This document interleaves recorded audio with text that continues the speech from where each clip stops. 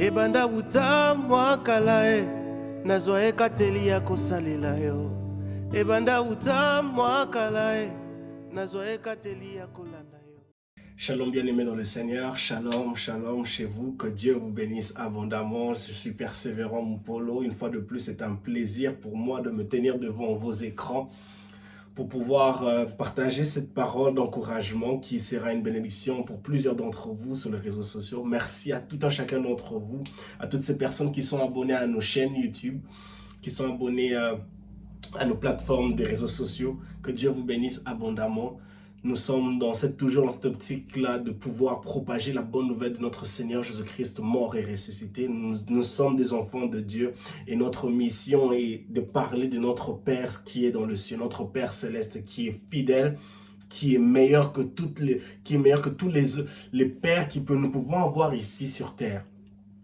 Et il est important pour nous de savoir que la bénédiction de Dieu, de notre Père céleste, sera toujours suprême, au-dessus des bénédictions et des opportunités, des avantages que le monde, que les hommes de ce monde peuvent nous donner. Et ceci est très très important pour nous de comprendre cela. Que Dieu vous bénisse, prions. Tendre Père, nous te disons merci pour ce moment où nous voulons, Seigneur, proclamer la bonne nouvelle du Christ Jésus. Au travers des enseignements, au travers, Seigneur, de cette exhortation, nous voulons que tu nous fasses du bien.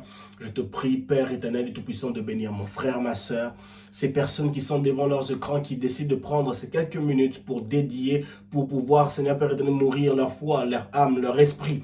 Cette parole, Seigneur, que tu as mis dans mon cœur, moi qui est un simple instrument, qui a été choisi par toi.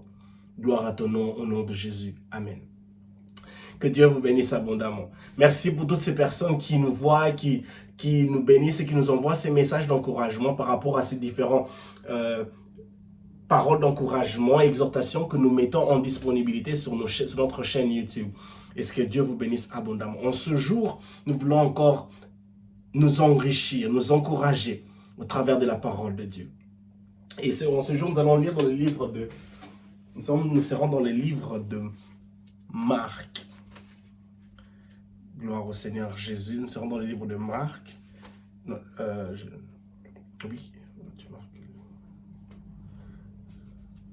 nous sommes dans le livre de Marc. Dans le livre de Marc au chapitre 14. Marc chapitre 14, pour ceux qui nous suivent, Marc chapitre 14. Marc vient juste après le livre de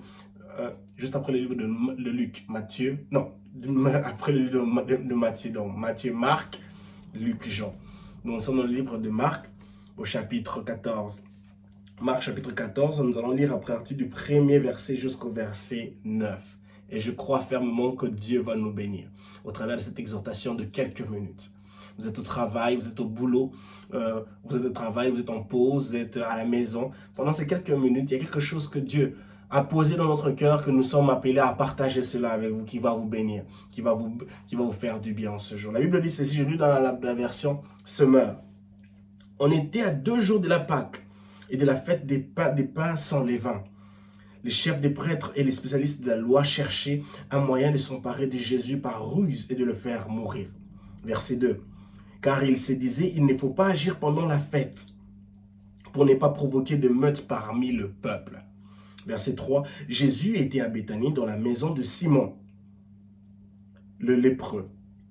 Pendant le repas, une femme s'approcha de lui, tenant un flacon d'albâtre, rempli d'un parfum de nard pur de grande valeur.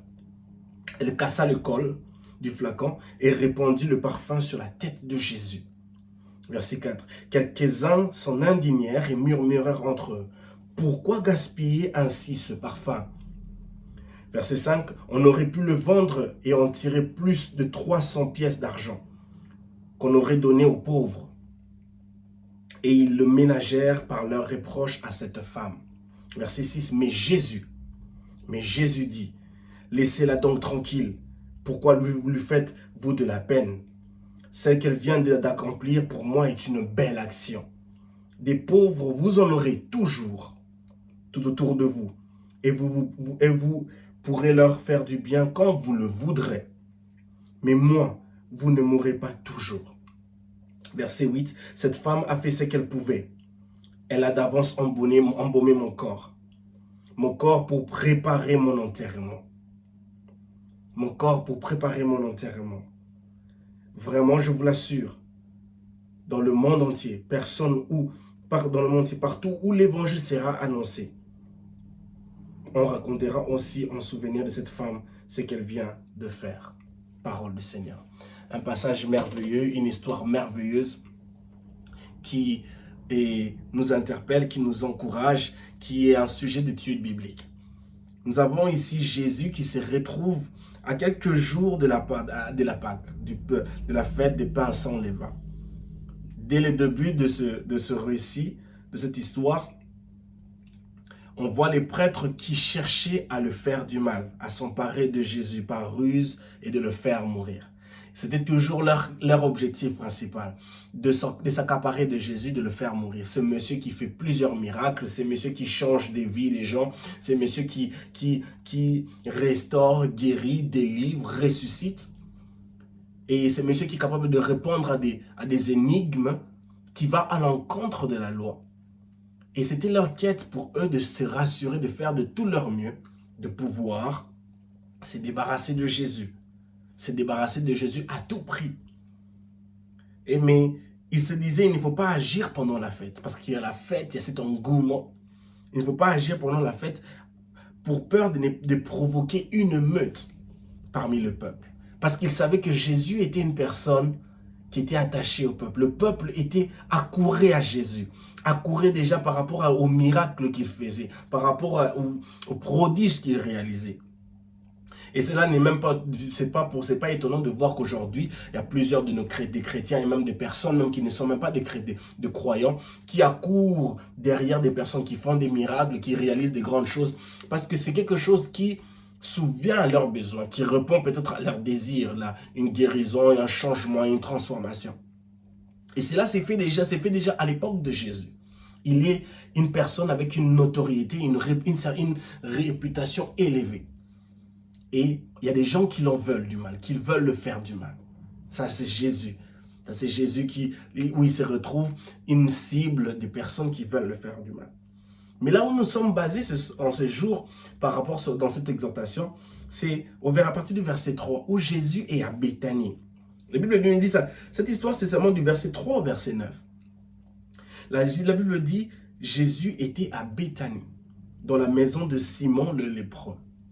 On définit que Simon était un lépreux. Le lépreux, c'est cette personne qui a la lèpre, une maladie dont, à l'époque, lorsque vous avez la lèpre, vous êtes appelé à être en dehors de la ville.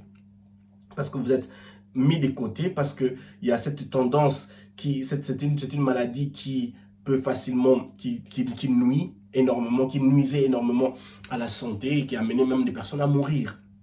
Et Jésus est à Béthanie dans la maison de Simon le lépreux. Il y a quelque chose qui se passe dans cette maison pendant que Jésus est dans cette maison. Pendant le repas, la Bible dit clairement, pendant le repas, une femme s'approcha de lui, tenant un flacon d'albâtre rempli d'un parfum de nard pur de grande valeur. De très grande valeur. En fait, on décrit ces flacons ce parfum comme un parfum de grande valeur, et l'estimation de l'argent, de la valeur de ce flacon s'élève au salaire d'un fermier, s'élève au salaire annuel d'un fermier. Et c'est ce que cette dame possède en elle. Elle avait un flacon d'albâtre rempli d'un parfum de nard pur de grande valeur. Donc, au jour d'aujourd'hui, ces parfums-là peuvent ressembler à un Dior, à un Coco Chanel ou à un Gucci ou à tous ces parfums de grande qualité qui sont de grande valeur, qui coûtent extrêmement cher. Et voilà, il y a cette dame qui possède cela. Donc, on sous-estime que cette femme, c'est une femme d'affaires. C'est une personne qui est occupée. C'est une personne qui a une certaine rentabilité. C'est une personne qui a un travail et qui a un salaire, qui a de l'argent pour se prendre en charge, pour acheter des divers biens cosmétiques, pour se faire du bien. Mais continuons l'histoire. La Bible dit, elle cassa le col du flacon du flacon et répandit le parfum sur la tête de Jésus. Le parfum coûte extrêmement cher. La Bible ne définit pas l'occupation de cette dame. On ne sait pas qu'est-ce qu'elle faisait, quelle était son occupation, d'où venait son argent. Mais la Bible nous dit que non, elle va casser ce parfum, cet objet de valeur, cet objet de valeur, de grande valeur. Elle va le casser. Elle prend ce parfum et elle va le verser sur la tête de Jésus. Elle prend ce parfum et elle le verse sur la tête de Jésus. Elle a quelque chose qui a une grande valeur. Mais elle décide de l'attribuer à Jésus. Elle fait un pas qui est similaire à une offrande. À une offrande qu'elle n'offre pas cela à un homme, à un ami, à un cousin, à un relatif. Elle l'offre à Jésus. Une offrande qui vient du fin fond de son cœur. Puisque cette action ne peut que venir du fin fond de son cœur. Elle ne regarde pas la valeur de ce parfum. Elle ne regarde pas l'argent dont elle a dépensé pour acheter ce parfum. Elle pouvait bien se faire du bien. Ou peut-être si elle avait un homme dans sa vie, offrir cela à son mari ou à un membre de sa famille ou à une personne qui est dans son entourage. Mais elle décide de l'offrir, de le renverser sur la tête de Jésus. À ce point, il y a une question qui jaillit dans mon esprit. Quelle est la dernière fois où vous avez offert quelque chose de valeur à votre Dieu, à Jésus-Christ? Chrétien, chrétienne, quelle est la dernière fois où tu as offert une offrande de valeur, une adoration de valeur, une prière de valeur, un engagement dans l'église, dans l'œuvre de Dieu, de valeur à Dieu? Cette dame, on ne définit pas sa religion, son état spirituel, non, pas du tout, on n'en connaît pas du tout. Mais elle prend ce flacon de valeur et elle verse sur la tête de Jésus. Pensez-y. Elle prend ce flacon et elle le verse sur la tête de Jésus.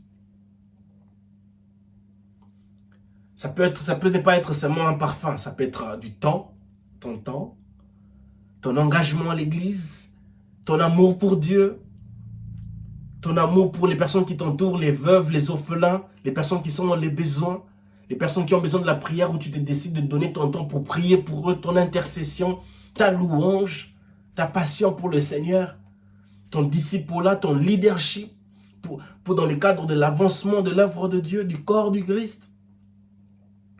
En voici une dame qui en est un exemple pour nous en tant que chrétiens, de se dire, quelle était la dernière fois où j'ai offert un objet de valeur, quelque chose de valeur à mon Dieu, à ce Dieu-là qui prend soin de moi, qui prend soin de ma vie. Pensez-y, posez-vous la question. Nous sommes dans le livre de Marc, chapitre 14, du verset 1 au verset 9. Là, nous sommes au verset 3.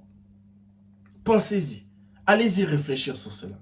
Que ceci soit une question qui résonne dans votre tête chaque semaine, chaque jour, où vous posez la question, qu'est-ce que je dois faire quel est l'objet, en ce jour où Dieu m'a accordé la grâce de me réveiller, quel est cet objet de valeur, quelle est cette chose que je peux faire de valeur, qui a de la valeur, où je peux offrir à mon Dieu, pour le dire merci, pour le glorifier, pour le bénir.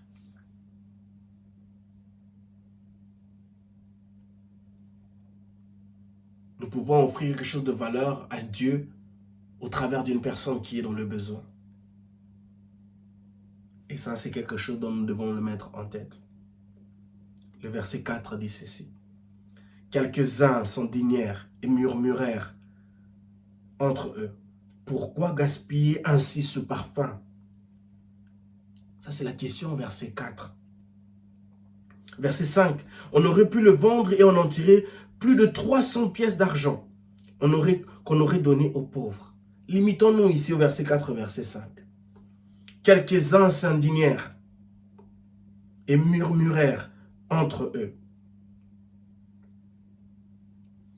Les gens qui étaient à l'intérieur de cette maison se sont mis à murmurer, à s'indigner de l'action que cette dame venait de poser.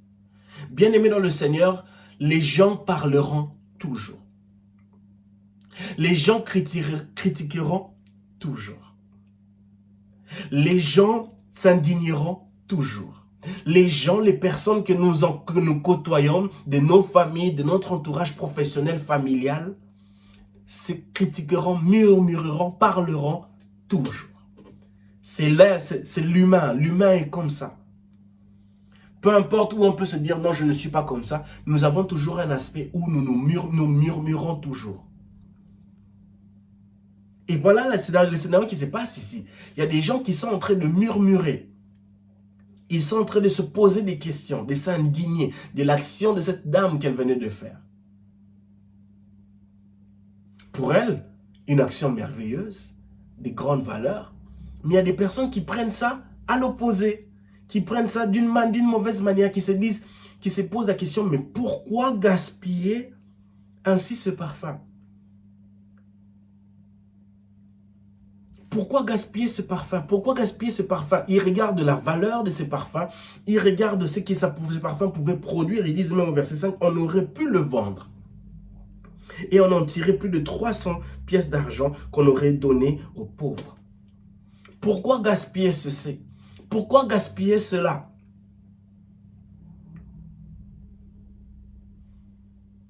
Mais ici, je n'aimerais pas qu'on m'attelait sur le parfum. J'aimerais m'atteler sur cette question. Pourquoi gaspiller ainsi ton temps pour servir Dieu? Pourquoi gaspiller ainsi ton temps pour aimer le Seigneur?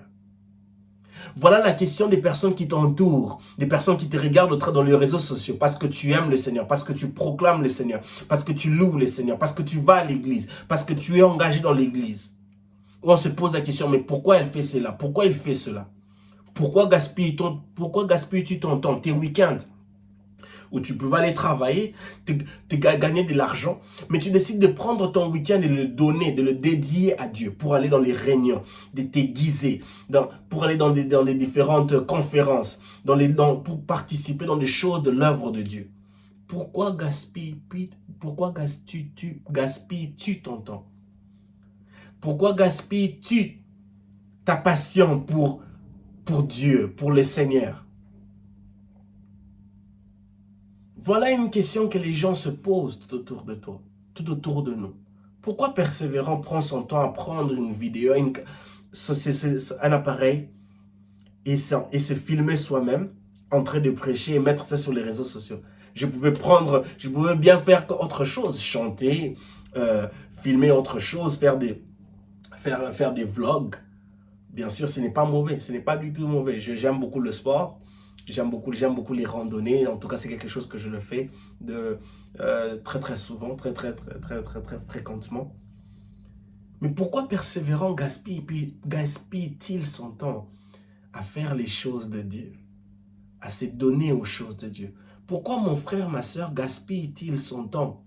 Gaspille-t-elle son temps à regarder une vidéo de Persévérant prêcher, exhorter, encourager? Pourquoi gaspilles-tu ton temps à aller à l'église? Pourquoi gaspilles-tu ton temps à aimer Dieu, à te réveiller le matin, à méditer la parole de Dieu? Pourquoi gaspilles-tu ton temps à propager la bonne nouvelle du Christ mort et ressuscité? Voilà une question que les personnes qui nous entourent se posent. Cette demande. Et dans la situation de cette dame, pourquoi gaspiller ainsi ce parfum? Et dans leur tête, il y a déjà l'argent, donc quelque part ils pensent. Ça, c'est vraiment le raisonnement de l'être humain. Parce que le temps, c'est l'argent. Ça, c'est ce qu'on dit dans le monde. Le temps, c'est l'argent. Time is money. Time is money. No one would like to waste that time because they know that there's money attached to time.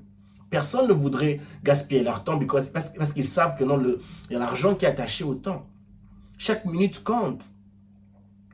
On a des joueurs, des athlètes qui, quand on regarde leur salaire, chaque seconde, à chaque seconde, il y a attaché une somme d'argent. Une somme d'argent. Et des grandes sommes d'argent sont attachées à chaque seconde de leur vie. Mais à toi qui sers le Seigneur, on peut te dire, non mais écoute, tu pouvais bien utiliser ton temps pour aller faire du n'importe quoi, pour aller te faire plaisir, pour aller te réjouir. Mais là, tu es en train de servir le Seigneur. Tu es là, tu es passionné à servir le Seigneur. Pourquoi gaspilles-tu ton temps? Et le verset 5 qui dit, on aurait pu le vendre et on en tirer plus de 300 pièces d'argent qu'on aurait donné aux pauvres. Là, ce n'est pas mauvais, parce qu'ils se disent que non, on pouvait donner ça aux pauvres. Mais à qui cette dame a-t-elle versé ce parfum? Ce n'est pas à n'importe qui. C'est à celui qui peut même...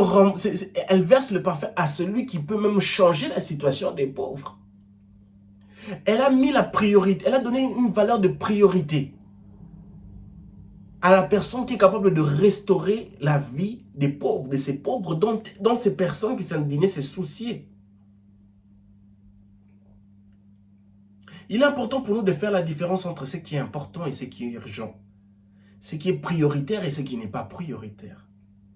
Pourquoi gaspilles-tu ton temps à servir le Seigneur? Telle est notre question de ce jour. Ces personnes sont plus attachées à l'argent. Il y a une certaine cupidité qui demeure dans un coin de leur tête. Ils se retrouvent là avec Jésus, mais ils sont indignés. Je me pose la question, est-ce que même dans leur tête et dans leur cœur, il y avait ce désir-là même d'offrir à Dieu quelque chose? Pourquoi gaspilles-tu ton temps? Bien-aimés dans le Seigneur, nous sommes des instruments que Dieu a choisis pour propager la bonne nouvelle de Christ Jésus aux nations, aux rois et à toutes ces personnes qui nous entourent. Tu peux te poser la question, mais ça ne vaut pas la peine de gaspiller mon temps à servir le Seigneur. Tu as envie d'arrêter, tu as envie de donner attention à ce que les gens sont en train de dire. De te laisser emporter par ce qu'ils sont en train de dire. Mais au fin fond de toi, il y a ce feu de vaurien, ce feu qui agit en toi. Il y a ce feu de Dieu, le feu de ce Dieu qui consume, qui agit en toi, qui te pousse à te donner à servir Dieu. Jérémie a dit dans le chapitre 20, il y a un feu en moi, je cherche à le contenir, je cherche à l'éviter, mais il y a un feu en moi qui déborde en moi, qui brûle en moi, qui cherche à me pousser à aller servir, à aller donner mon temps à Dieu. Bien-aimé dans le Seigneur, je suis d'un corps professionnel, j'ai un emploi, chaque matin, je me réveille, comme j'ai l'habitude de dire aux personnes, je vais me battre avec la vie, avec la vie. Parce qu'il y a des factures qui doivent être payées. Mais cela ne m'empêche pas de donner mon temps pour méditer la parole de Dieu, pour servir le Seigneur, pour le louer, pour l'adorer, pour être engagé, pour être un instrument effectif, équipé, pour propager la bonne nouvelle de Christ Jésus. Pourquoi gaspilles-tu ton temps? Telle est la question que les personnes se posent autour de toi. Maintenant, quelle est ta réponse vis-à-vis de cela? En tant que chrétien, nous devons être capables de nous défendre. De dire à ces personnes, comme Paul le dit dans le livre de Éphésiens chapitre 2, que ce que je suis, c'est à cause de Christ Jésus, lui qui est mort pour moi. Nous devons être de ces personnes qui sont capables de se défendre, de défendre leur foi, pour dire, si c'est que vous voyez aujourd'hui, persévérant que vous voyez aujourd'hui, intelligent, sage, ou telle personne que vous me voyez aujourd'hui, c'est que je suis, c'est à cause de Christ, c'est à cause de Dieu. Qu'est-ce que j'ai reçu qui n'est pas venu de Dieu? Ce que nous sommes, c'est à cause de Christ. Alors si c'est que nous sommes à cause de Christ, alors offrons-lui notre temps, ces objets de valeur, ce qui est des valeurs pour nous, offrons-les à Dieu. En signe de reconnaissance pour ce que Dieu fait pour nous, pour ce que Dieu a fait pour nous. Et ils disent, et ils ne ménagèrent pas leurs reproches, et ils ne ménagèrent pas leurs reproches à cette femme.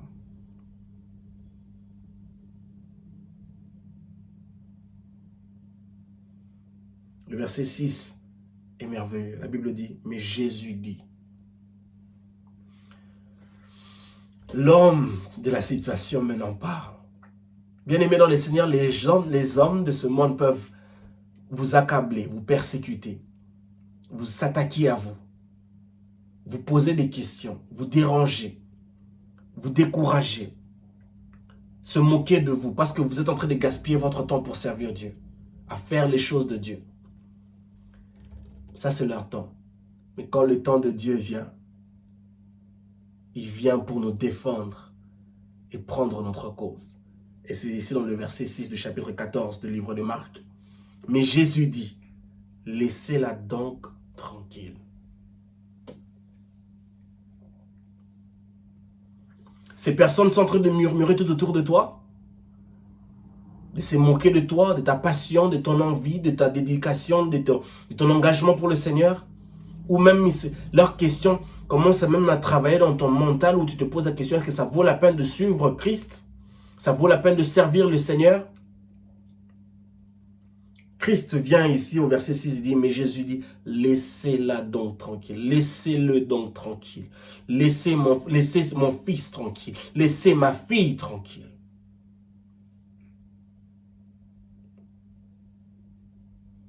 Jésus dit, pourquoi lui faites-vous de la peine? Ce qu'elle vient d'accomplir pour moi est une belle action. Jésus qui entre en scène, il vient me défendre l'action de cette femme. Il vient défendre la passion de cette personne, de son fils, de sa fille. Il vient défendre la persévérance qui jaillit, qui demeure, qui équipe la personne qui vient cette dame qui venait de faire cette belle action. Quelle était la dernière fois où Jésus est venu entrer pour défendre une action que tu as fait pour lui? Tu veux que Jésus entre en action, tu veux que Jésus entre en action dans ta vie pour défendre les paroles décourageantes de ces personnes qui murmurent tout autour de toi? Commence par poser les actes de valeur à ces dieux-là. Commence par poser des actes de valeur. La foi sans les actes est inutile. Ça, c'est dans le livre de Hébreux. Non, dans le livre de Jacques. Dans le livre de Jacques. Lisons cela. Nous allons lire cela. Nous allons lire cela dans le livre de Jacques. Oh, gloire à Dieu. Dans le livre de Jacques.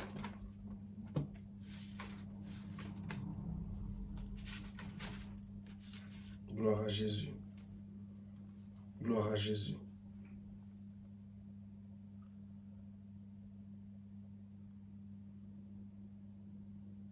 Verset 26, Jacques chapitre 2, verset 26. Car comme le mort sans l'esprit est mort, la foi sans l'exact est morte. Je vous encouragerai à partir de lire à partir du verset 14 jusqu'au verset 26. Jacques parle de que la foi sans les actes, c'est inutile. Et dans l'histoire que nous sommes en train de lire, cette dame a posé un acte. Un acte pas auprès de n'importe qui, auprès de Jésus-Christ. Et Jésus, lui, c'est une personne qui regarde au cœur. Il regarde nos actions, il regarde notre foi chrétienne. La foi, c'est ce qui attire les yeux de Jésus sur nous.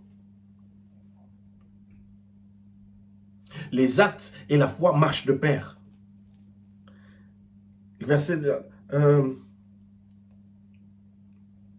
je suis dans le livre des Actes. Le verset 24, je suis dans le livre de Jacques, chapitre 2, le verset 24 dit, vous le voyez donc, on est déclaré juste devant Dieu à cause de ses actes et pas uniquement à cause de sa foi. Et le verset 22, tu le vois, sa foi et ses actes agissaient ensemble. Et grâce à ses actes, sa foi a atteint son plein épanouissement. J'aime ça. Jacques chapitre 2, le verset 22 dit, tu le vois, sa foi et ses actes agissaient ensemble. Et grâce à ses actes, sa foi a atteint son plein épanouissement. Le verset 21, ça parle de Abraham. Abraham, notre ancêtre, n'a-t-il pas été déclaré juste à cause de ses actes lorsqu'il a offert son fils Isaac sur l'autel? La foi et les actes. Cette dame, elle venait de poser un acte qui a bougé le trône de Dieu. Un acte dont elle croyait, et ça c'est la foi. Foi et acte qui travaillent ensemble. Et c'est là où on voit Jésus-Christ maintenant. On voit Jésus-Christ au verset 6. On voit Jésus-Christ au verset 6 qui vient entrer en scène. Il dit, laissez-la tranquille. Elle vient de poser une belle action. Mon bien-aimé frère, ma bien-aimée sœur, il est important pour nous qu'on arrive à un niveau où Jésus, notre Dieu, dit, mon frère, mon fils, ma fille a posé une belle action. Sujet aux sources d'un acte et d'une foi en Jésus-Christ, en Dieu. Il est important en tant que chrétien que nous arrivons à ce niveau-là, où nous disons, où Dieu dit, mon fils, ma fille a posé un acte, une belle action, vient d'accomplir une belle action pour mon œuvre, une belle action pour mon œuvre, une belle action pour moi. C'est ma prière. Que nous arrivons en tant que chrétiens à accomplir, à poser des actes, des actions, des très belles actions qui glorifient le Seigneur. Quand tu poses, quand tu accomplis de belles actions pour le Seigneur,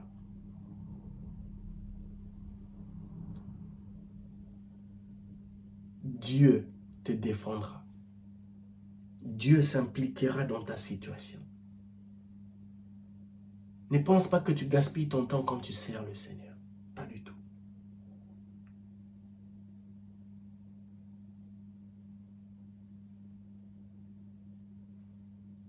Jésus répond, continuons au verset 7. Il dit, des pauvres, vous en aurez tout autour, toujours autour de vous. Ça, c'est la loi de la priorité. Tout autour de vous. Et vous pourrez leur faire du bien quand vous le voudrez. Mais moi, vous ne m'aurez pas toujours. Jésus est en train de nous enseigner ici qu'il est important pour nous de saisir les opportunités. Bien-aimés frères et sœurs, les opportunités ne viendront pas tous les jours.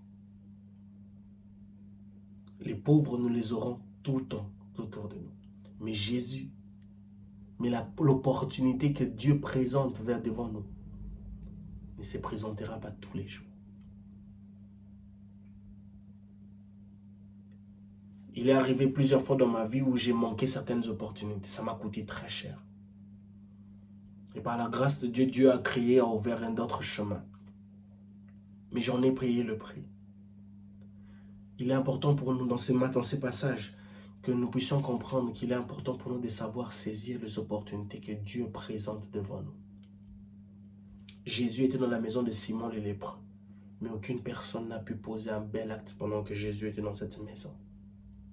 Bien-aimé dans le Seigneur.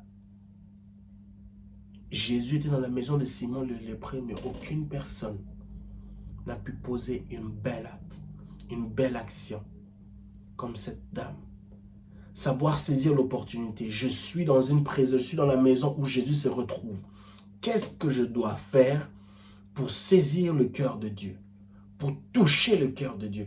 Quel est cet objet de valeur que je peux offrir à Dieu pour dire, Seigneur, voici ce que j'ai en moi, avec moi. Et je décide de te le donner. L'opportunité. Il est important pour nous en tant que chrétiens, en tant qu'enfants de Dieu, demander au Saint-Esprit, Saint-Esprit, aide-moi à saisir les opportunités que mon Dieu, le Père dans le ciel, présente devant moi. Je vous en prie, je vous en supplie. Seigneur, aide-moi à saisir les opportunités qui se présentent devant moi. Aide mon frère, aide ma soeur à saisir les opportunités qui se présentent, que tu mets sur leur chemin, Père. Seigneur Père éternel tout-puissant, que ces opportunités qui leur pousseront à poser des actes, des belles actions qui toucheront ton cœur, où tu arriveras à dire, mon fils, ma fille a posé une belle action, je le défendrai, j'entrerai pour elle. La Bible dit, béni soit les pas de ceux-là qui annoncent la bonne nouvelle de Dieu. Si tu prends ton temps pour servir le Seigneur, Dieu prendra son temps pour s'occuper de toi. La Bible dit dans le livre de Agé, moi dans vos maisons, vous dans mon champ, moi dans vos maisons. Si nous prenons les intérêts de Dieu à cœur, Dieu prendra nos intérêts. Dieu prendra tout ce qui s'agit de nous à cœur. Il s'occupera de cela. Dieu parle au peuple d'Israël. Comment pouvez-vous vous soucier des choses personnelles tandis que ma maison n'est pas construite, mon temple n'est pas construit? Jésus est en train de clairement, Dieu est en train de clairement montrer que nous devons donner priorité à ce qui est sacré. Et lorsque nous le faisons, mettons-nous en tête que nous ne gaspillons pas notre temps. Nous ne gaspillons pas notre temps. Priorité. Jésus dit, mais moi, vous ne l'aurez pas. Toujours.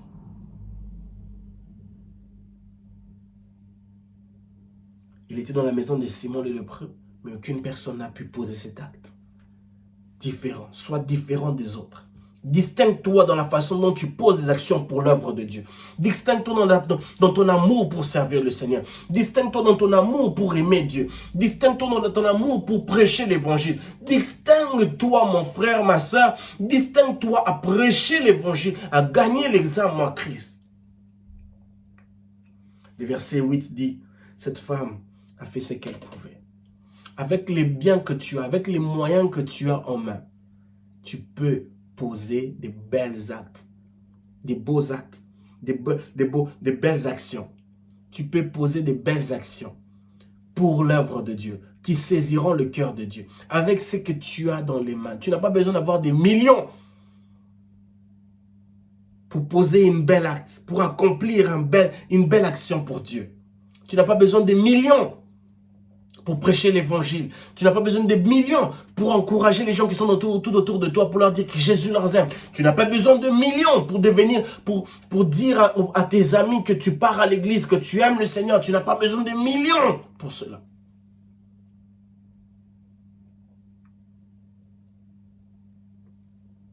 Cette femme a fait ce qu'elle pouvait. Fais ce que tu peux pour servir le Seigneur. Fais ce que tu peux pour toucher le cœur de Dieu. Fais ce que tu peux pour propager la bonne nouvelle de Christ dans ton entourage, dans ta famille, dans ta maison, autour de dans tes relations. Fais ce que tu peux pour la gloire de Dieu. Elle a d'avance embaumé mon corps pour préparer mon enterrement. Verset 9 dit ceci. Vraiment, je vous l'assure, dans le monde entier, partout où l'évangile sera annoncé, on racontera aussi en souvenir de cette femme ce qu'elle vient de faire. Waouh! Partout, je vous l'assure, partout dans le monde entier où l'évangile sera annoncé. Elle a posé une belle action. Et Jésus dit, partout où l'évangile sera annoncé, on parlera de cette femme. Pose des actions à tel point que les actions que tu poseras à Dieu saisiront le cœur de Dieu et qui resteront dans les annales des gens pour dire, tel frère avait posé une action pour l'église, je m'en souviendrai toujours. Où tu resteras gravé dans les pensées, dans les mémoires des gens pour dire, il y avait telle sœur, tel frère, engagé pour le Seigneur. Et jusqu'aujourd'hui, son histoire, sa vie chrétienne a motivé ma vie, m'a poussé, m'a enraciné à servir le Seigneur. Je vous en prie, bien-aimés dans le Seigneur. Ceci est ma prière, même pour moi qui vous parle. Je dis toujours à Dieu, Seigneur, aide-moi à poser des belles actions. À poser, à accomplir des belles actions pour ton œuvre, pour l'œuvre, pour ton œuvre. Qui resteront gravés dans la mémoire de plusieurs personnes.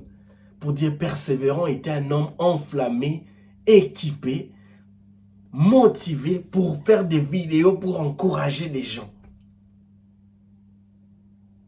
Moi, je ne gaspille pas mon temps, car je sais que ce que je suis en train de faire me bénira. La Bible dit, béni soit les pas de ceux-là qui annoncent la bonne nouvelle. Telle est ma prière en ce jour. Que mon Dieu vous bénisse. Que mon Dieu vous aide à comprendre que vous ne gaspillez pas votre temps à servir le Seigneur. La Bible dit dans le livre de Matthieu, au chapitre 28, la grande commission, le verset 18, « Allez faire de toutes les nations mes disciples. » Nous sommes appelés tous ensemble, sans exception. Ça, c'est la grande commission de chaque chrétien. Allez dans tout le monde, dans tous les coins et recoins, faites de toutes les nations mes disciples. Dieu t'a choisi, toi, mon frère, ma soeur, à être un instrument équipé pour prêcher la bonne nouvelle de Christ. Ne t'étais pas, ne reste pas silencieux. Tu es appelé à prêcher l'évangile. Dieu t'a équipé suffisamment à prêcher l'évangile, à gagner des âmes à Christ. Que Dieu vous bénisse abondamment. Shalom chez vous et de bonnes choses. Et nous allons nous revoir prochainement pour une autre série de paroles d'encouragement. Que Dieu vous bénisse abondamment. Shalom chez vous.